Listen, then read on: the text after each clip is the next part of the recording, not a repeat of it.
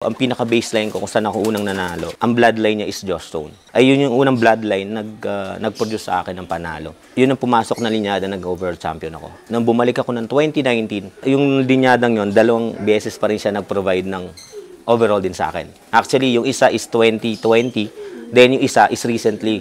Nanalo na siya nung sa CS, then nanalo na naman siya nung yung 4 laps. Ito pala yung ano natin, yung first overall champion natin ng YB at all-bird category ng 2021 Summer Race dito sa UFC. Itong ibon na to, tinawag ko siya ng The One. Kasi ito yung kauna-unahan kong ibon na nag-overall dito sa UFC. Sa sobrang bigat ng dinaanan niya sa karerang to, yan, napakasimpleng ibon lang. Sabi nga nila, pag i-picture mo, tatanggalin mo ng ring to, parang hindi mo nga bibilin eh. Kung titignan mo yung katangian niya, bangkain yung ibon natin. Yung body conformation kasi ng ibon is yung niya, bone structure is makapal siya. Ganun yung gusto ko kasing ibon, lalo na pag malayo. Kaya tinawag ko siyang dawan, ito yung dahilan.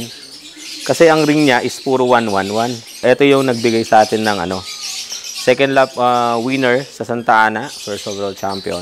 Ang kagandahan ng ibon na to, hindi sila basta-basta nagigiba. At isa lang yung pag nagmamalaki ko sa ibon na to, kahit sugatan sila, pinipilit nilang umuwi at mag-clock.